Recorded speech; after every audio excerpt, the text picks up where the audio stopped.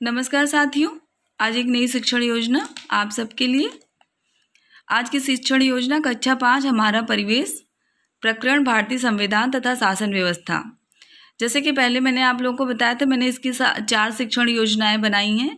तो ये तीसरी शिक्षण योजना है। तो इस तरह मैंने पहले 4 कॉलम बना लिए हैं: क्रम संख्या, चरण, समय और अवलोकन का तरीका। तो देखिए, शिक्षण के आरंभ में शिक्षिका बच्चों को पिछली कक्षा में पढ़ाए गए भाग को दोहराएंगी और कुछ प्रश्न पूछेंगी।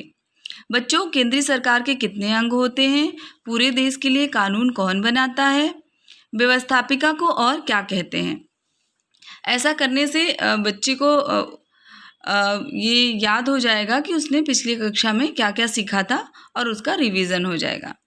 उसके बाद शिक्षण के मध्य शिक्षिका बच्चों को सामान्य बातचीत से पाठ के अगले भाग की ओर ले जाएंगी। बच्चों, हमारे देश के लिए कानून व्यवस्थापिका बनाती है। व्यवस्थापिका के बनाए कानून को कार्यपालिका लागू करती है। आइए हम कार्यपालिका के विषय में भली भांति जानते हैं। शिक्षिका पाठ के अगले भाग का सस्वर वाचन करके कार्यपालिका के बारे में बच्चों को समझाएंगी।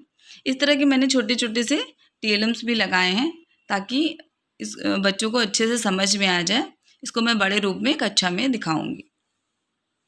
अब उसके बाद आते हैं शिक्षण के बाद। शिक्षिका बच्चों के लर्निंग आउटकम को जानने के लिए प्रश्न पूछेंगी, जैसे प्रधानमंत्री की नियुक्ति कौन करता है? कार्यपालिका किनसे मिलकर बनती है? केंद्रीय कार्यपालिका का प्रमुख कौन होता है? इससे क्या होगा कि हमें पता चलेगा कि बच्चे ने कितना सीखा।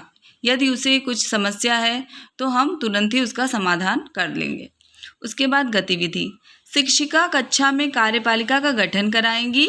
वह बच्चों को राष्ट्रपति, प्रधानमंत्री, प्रमुख कैबिनेट मंत्री बनाकर उनका कार्य बताने को कहेंगी।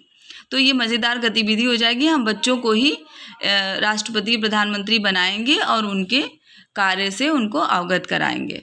उसके बाद गतिविधि 2, शिक्षिका स्वरचित कविता के माध्यम से कार्यपालिका को बच्चों को समझाएगी। तो वो कविता है, आइए देखते हैं। कार्यपालिका। राष्ट्रपति, प्रधानमंत्री और मंत्रियों से मिलकर बनती हमारी कार्यपालिका। प्रधानमंत्री की नियुक्ति करते राष्ट्रपति, बहुमत दल का नेता बनता देश का अधिपति। हमारी संसद जो कानून बनाती, कार्यपालिका उसे लागू करवाती। कार्यपालिका देश का शासन चलाती, देश को विकास, उन्नति और रोजगार की ओर ले जाती। राष्ट्रपति देश के प्रथम नागरिक कहलाते, जल थल वायु सेना के सर्वोच्च सेनापति बन जाते।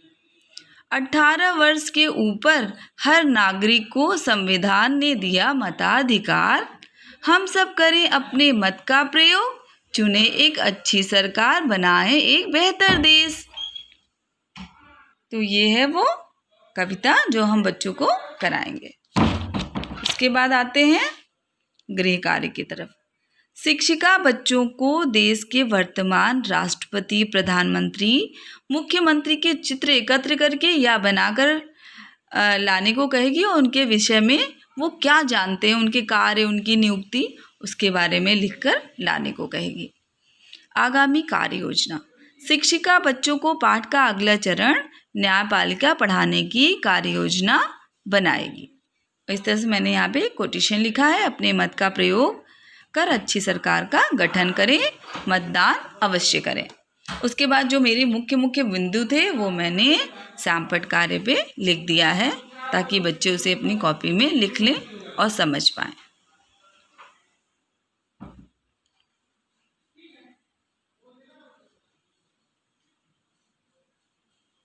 ये मेरी तीसरे दिन की शिक्षण योजना थी। उम्मीद है आप सबको अच्छी लगेगी।